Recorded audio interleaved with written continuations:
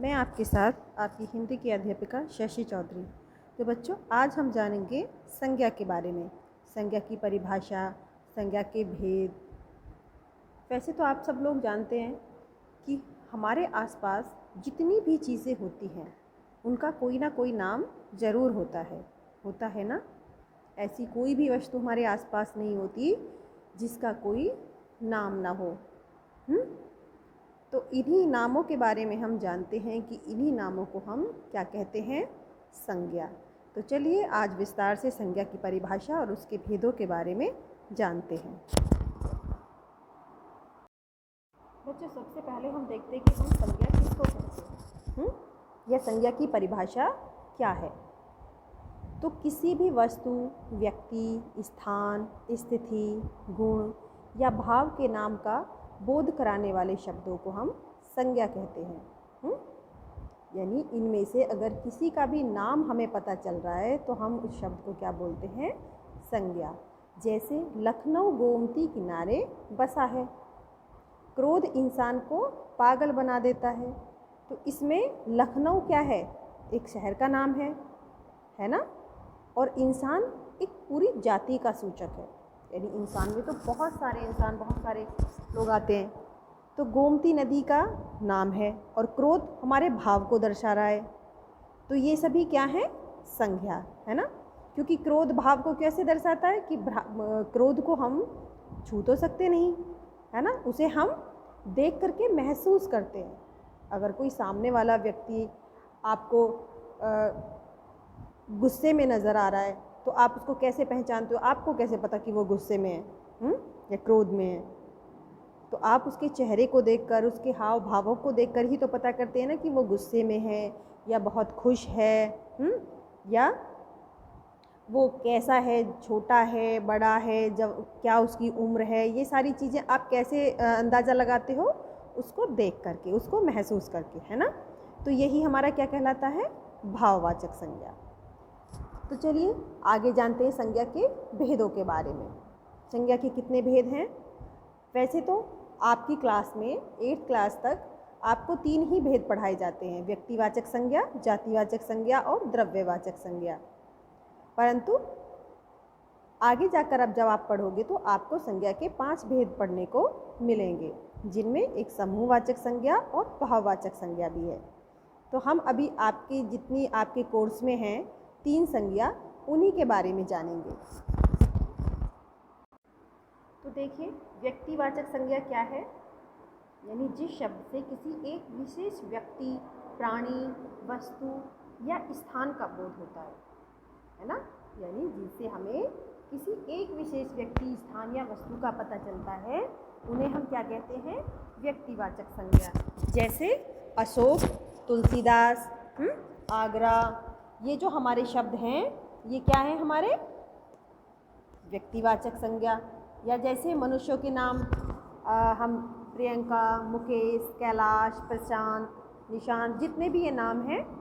या प्राणियों के नाम, जैसे कामधेनु किसका नाम है, गाय का।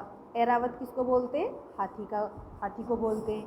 वस्तुओं के नाम में जैसे मिर्च है ना, ये मिर्च मसाले का नाम, और गांडीव धनुष का नाम है। या स्थानों के नाम जैसे पटना, भोपाल, लखनऊ, दिल्ली, हरियाणा। तो ये सारे हमारे क्या हैं, ये सारे हमारे आते हैं व्यक्तिवाचक संज्ञा में। अब हम देखते हैं जातिवाचक संज्ञा क्या है। तो जातिवाचक संज्ञा क्या है, यानी जिस शब्द का संबंध किसी पूरी जाति से हो, या जो शब्द किसी प्राणी, वस्तु या स्थान की पूरी जाति का बोध कराए, तो उसको हम क्या कहते हैं, जातिवाचक संज्ञा। इसके उदाहरण क्या हैं, जैसे मनुष्य, नदी, पहाड़, नगर, राज्य, देश, है ना। तो इनसे हमें क्या पता चल रहा है, पूरी जाति का बोध हमको इससे हो रहा है। यानी मनुष्य में सारी जाति आ जाती है, मनुष्य की सारे मनुष्य आ जाते हैं, चाहे वो लड़का है, लड़की है, बच्चा है, बूढ़ा है, जवान है, सब आ जाते हैं। ऐसे ही नदी, अब नदी में भी बहुत सारी नदियाँ हैं, जिन नदियों के अलग अलग नाम हैं। तो सारी नदियाँ हमारी नदी में आ जाती हैं, किसी एक नदी का नाम तो इसमें लिया नहीं गया। ऐसे ही पहाड़ यानी पर्वत, वो भी अलग अलग नामों से जाने जाते हैं, लेकिन पहाड़ या पर्वत में हमारे सारे ही पहाड़ आ जाते हैं। ऐसी नगर, राज्य या देश, है ना, तो जिससे मतलब हमें किसी की भी पूरी जाति का बोध होता है, वो हमारा कहलाता है जातिवाचक संज्ञा। तो चलिए बच्चों, अब हम जानते हैं आपकी तीसरी संज्ञा के बारे में, यानी भाववाचक संज्ञा। तो भाववाचक संज्ञा किसको कहते हैं? यानी जिन संज्ञा शब्दों से किसी वस्तु या व्यक्ति के गुण, धर्म, दोष, शील, स्वभाव, अवस्था, भाव इत्यादि का हमें बोध होता है ना। यानी जो शब्द जिन शब्दों से हमें किसी के भाव, गुण, अवस्था, क्रिया के व्यापार का बोध होता है, या उन्हें हम क्या कहते हैं? भाववाचक संज्ञा। जैसे सुंदरता, प्यार, ईमानदारी, बचपन, क्रोध आदि, है ना। अब इससे हम कैसे पता चलता है? इसको एक तो हम छू नहीं सकते, इसको हम गिन भी नहीं सकते भाववाचक संज्ञा में, तो इसको सिर्फ हम महसूस कर सकते हैं ना, या दूसरे को देख करके हम अंदाज़ा लगा लेते हैं। जैसे सुंदरता, अब हमें कोई कहता थोड़ी है कि भाई ये बच्चा सुंदर लग रहा है या ये स्त्री सुंदर लग रही है, लेकिन हम उसको देख कर के अंदाज़ा लगा लेते हैं ना कि हाँ ये सुंदर है। या हमारे सामने से कोई व्यक्ति या बच्चा गुजर रहा है, तो हम कैसे उसका देखकर ही अंदाज़ा लगा लेते हैं कि वो बच्चा है, बूढ़ा है या जवान है, या कोई व्यक्ति क्रोध में है या अच्छे मूड में है ना, खुश मिजाज है, या जैसा भी है, तो हम उसके नेचर के बारे में, उसकी प्रकृति के बारे में, उसके स्वभाव के बारे में हम कैसे पता लगा लेते हैं? केवल उसको देखकर। तो यही सारी चीज़ें हमारी किस में आती हैं? भाववाचक संज्ञा में, है ना। या जैसे किसी का गुण, भाई कोई चीज़ मीठी है, कोई कड़वी है, कोई चीज़ गर्म है या कोई ठंडी है, तो ये सब चीज़ें हम केवल अनुभव से या महसूस करके पता करते हैं, है ना। तो ये सारे शब्द हमारे किस में आते हैं? हमारे ये आते हैं भाववाचक संज्ञा में। तो जैसे जातिवाचक संज्ञा, सर्वनाम, क्रिया विशेषण और अव्यय, ये भी भाववाचक बनाए जाते हैं। तो जैसे दोस्त से दोस्ती, अहंग से अहंकार, ऊपर से ऊपरी, इस प्रकार से। अब चलिए हम द्रव्यवाचक संज्ञा और समूहवाचक संज्ञा के बारे में भी जान लेते हैं कि ये क्या है। तो द्रव्यवाचक संज्ञा क्या है? किसी पदार्थ, इसमें हमें किसी पदार्थ या द्रव्य का बोध कराने वाले शब्द होते हैं, उनको हम कहते हैं द्रव्यवाचक संज्ञा। तो जैसे पानी, स्टील, सोना, लकड़ी, ऊन, प्लास्टिक, चीनी, या कोई भी हमारी दालें, या हवा, मिट्टी, ये सारी चीज़ें हमारी किस में आती हैं? द्रव्यवाचक संज्ञा में। अब समूहवाचक संज्ञा क्या है? जिससे समूह का बोध हो, है ना, यानी पूरा समुदाय कोई, है ना, जिस संज्ञा शब्द से किसी पूरे समुदाय का या समूह का बोध होता है, उसे हम क्या कहते हैं? समूहवाचक संज्ञा। अब इसमें हमारे क्या आते हैं? जैसे हमारा पूरा परिवार, या कोई कहीं पे बहुत ज़्यादा भीड़ इकट्ठा है, या गिरोह, झुंड, सेना, कक्षा, दल, पार्टी, है ना, ये सारे शब्द हमारे किस में आ जाते हैं? समूहवाचक संज्ञा में, क्योंकि इसमें हमें पूरे एक समूह का, एक झुंड का पता चल रहा है ना, एक टीम का पता चल रहा है। तो द्रव्यवाचक और समूहवाचक जो संज्ञा हैं, वो शब्दों को हिंदी भाषा में परंपरागत रूप से जातिवाचक संज्ञा शब्दों के अंतर्गत ही इनको माना जाता है, यानी कि जातिवाचक संज्ञा में ही इनको ज़्यादातर माना जाता है। तो बच्चों, आज हमने जाना संज्ञा के बारे में, संज्ञा की परिभाषा, भेद, उनके प्रकार। धन्यवाद। बच्चों, सबसे पहले हम देखते हैं कि हम संज्ञा किसको कहते हैं, या संज्ञा की परिभाषा क्या है। तो किसी भी वस्तु, व्यक्ति, स्थान, स्थिति, गुण या भाव के नाम का बोध कराने वाले शब्दों को हम संज्ञा कहते हैं। यानी इनमें से अगर किसी का भी नाम हमें पता चल रहा है, तो हम उस शब्द को क्या बोलते हैं? संज्ञा। जैसे लखनऊ गोमती किनारे बसा है। क्रोध इंसान को पागल बना देता है।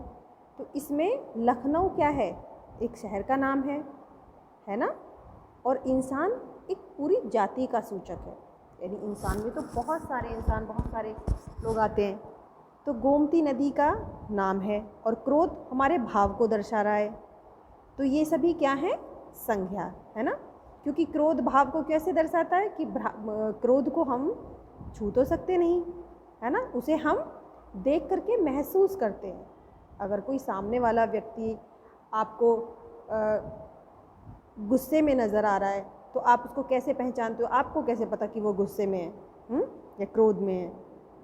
तो आप उसके चेहरे को देखकर, उसके हाव भावों को देखकर ही तो पता करते हैं ना कि वो गुस्से में है या बहुत खुश है, या वो कैसा है, छोटा है, बड़ा है, जब क्या उसकी उम्र है। ये सारी चीज़ें आप कैसे अंदाज़ा लगाते हो?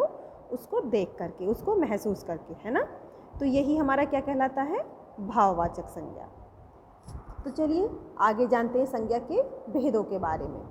संज्ञा के कितने भेद हैं? वैसे तो आपकी क्लास में 8th क्लास तक आपको 3 ही भेद पढ़ाए जाते हैं, व्यक्तिवाचक संज्ञा, जातिवाचक संज्ञा और द्रव्यवाचक संज्ञा।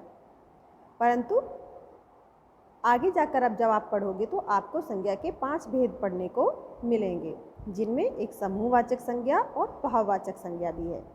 तो हम अभी आपकी जितनी आपके कोर्स में हैं 3 संज्ञा, उन्हीं के बारे में जानेंगे। तो देखिए, व्यक्तिवाचक संज्ञा क्या है? यानी जिस शब्द से किसी एक विशेष व्यक्ति, प्राणी, वस्तु या स्थान का बोध होता है ना। यानी जिससे हमें किसी एक विशेष व्यक्ति, स्थान या वस्तु का पता चलता है, उन्हें हम क्या कहते हैं? व्यक्तिवाचक संज्ञा। जैसे अशोक, तुलसीदास, आगरा, ये जो हमारे शब्द हैं ये क्या है? हमारे व्यक्तिवाचक संज्ञा। या जैसे मनुष्यों के नाम, हम प्रियंका, मुकेश, कैलाश, प्रशांत, निशांत, जितने भी ये नाम हैं, या प्राणियों के नाम जैसे कामधेनु, किसका नाम है? गाय का। ऐरावत किसको बोलते हैं? हाथी को बोलते हैं। वस्तुओं के नाम में जैसे मिर्च है ना, ये मिर्च मसाले का नाम, और गांडीव धनुष का नाम है। या स्थानों के नाम जैसे पटना, भोपाल, लखनऊ, दिल्ली, हरियाणा, तो ये सारे हमारे क्या हैं? ये सारे हमारे आते हैं व्यक्तिवाचक संज्ञा में। अब हम देखते हैं जातिवाचक संज्ञा क्या है। तो जातिवाचक संज्ञा क्या है? यानी जिस शब्द का संबंध किसी पूरी जाति से हो, या जो शब्द किसी प्राणी, वस्तु या स्थान की पूरी जाति का बोध कराए, तो उसको हम क्या कहते हैं? जातिवाचक संज्ञा। इसके उदाहरण क्या हैं? जैसे मनुष्य, नदी, पहाड़, नगर, राज्य, देश, है ना।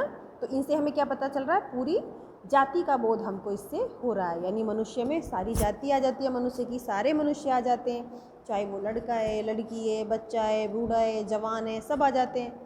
ऐसी ही नदी, अब नदी में भी बहुत सारी नदियाँ हैं, जिन नदियों के अलग अलग नाम हैं, तो सारी नदियाँ हमारी नदी में आ जाती हैं, किसी एक नदी का नाम तो इसमें लिया नहीं गया। ऐसी पहाड़ यानी पर्वत, वो भी अलग अलग नामों से जाने जाते हैं, लेकिन पहाड़ या पर्वत में हमारे सारे ही पहाड़ आ जाते हैं। ऐसी नगर, राज्य या देश, है ना। तो जिससे मतलब हमें किसी की भी पूरी जाति का बोध होता है, वो हमारा कहलाता है जातिवाचक संज्ञा। तो चलिए बच्चों, अब हम जानते हैं आपकी तीसरी संज्ञा के बारे में, यानी भाववाचक संज्ञा। तो भाववाचक संज्ञा किसको कहते हैं? यानी जिन संज्ञा शब्दों से किसी वस्तु या व्यक्ति के गुण, धर्म, दोष, शील, स्वभाव, अवस्था, भाव इत्यादि का हमें बोध होता है ना। यानी जो शब्द, जिन शब्दों से हमें किसी के भाव, गुण, अवस्था या क्रिया के व्यापार का बोध होता है, या उन्हें हम क्या कहते हैं? भाववाचक संज्ञा। जैसे सुंदरता, प्यार, ईमानदारी, बचपन, क्रोध आदि, है ना। अब इससे हम कैसे पता चलता है? इसको एक तो हम छू नहीं सकते, इसको हम गिन भी नहीं सकते भाववाचक संज्ञा में, तो इसको सिर्फ हम महसूस कर सकते हैं ना, या दूसरे को देख करके हम अंदाज़ा लगा लेते हैं। जैसे सुंदरता, अब हमें कोई कहता थोड़ी है कि भाई ये बच्चा सुंदर लग रहा है या ये स्त्री सुंदर लग रही है, लेकिन हम उसको देख कर के अंदाज़ा लगा लेते हैं ना कि हाँ ये सुंदर है।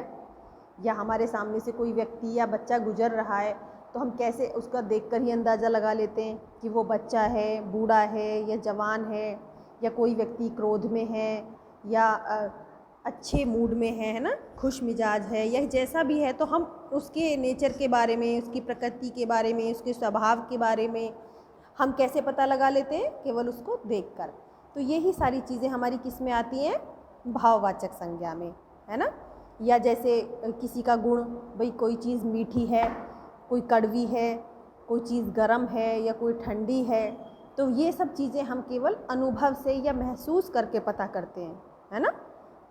तो ये सारे शब्द हमारे किस में आते हैं? हमारे ये आते हैं भाववाचक संज्ञा में। तो जैसे जातिवाचक संज्ञा, सर्वनाम, क्रिया विशेषण और अव्यय, ये भी भाववाचक बनाए जाते हैं। तो जैसे दोस्त से दोस्ती, अहंग से अहंकार, ऊपर से ऊपरी, इस प्रकार से। अब चलिए हम द्रव्यवाचक संज्ञा और समूहवाचक संज्ञा के बारे में भी जान लेते हैं कि ये क्या है। तो द्रव्यवाचक संज्ञा क्या है?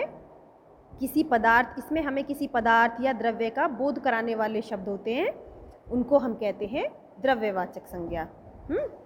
तो जैसे पानी, स्टील, सोना, लकड़ी, ऊन, प्लास्टिक, चीनी, या कोई भी हमारी दालें, या हवा, मिट्टी, ये सारी चीज़ें हमारी किस में आती हैं? द्रव्यवाचक संज्ञा में। अब समूहवाचक संज्ञा क्या है?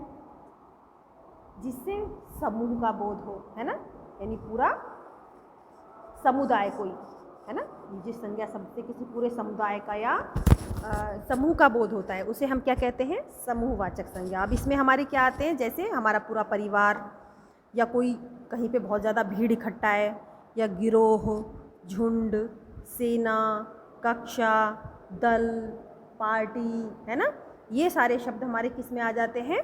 समूहवाचक संज्ञा में, क्योंकि इसमें हमें पूरे एक समूह का, एक झुंड का पता चल रहा है ना, एक टीम का पता चल रहा है।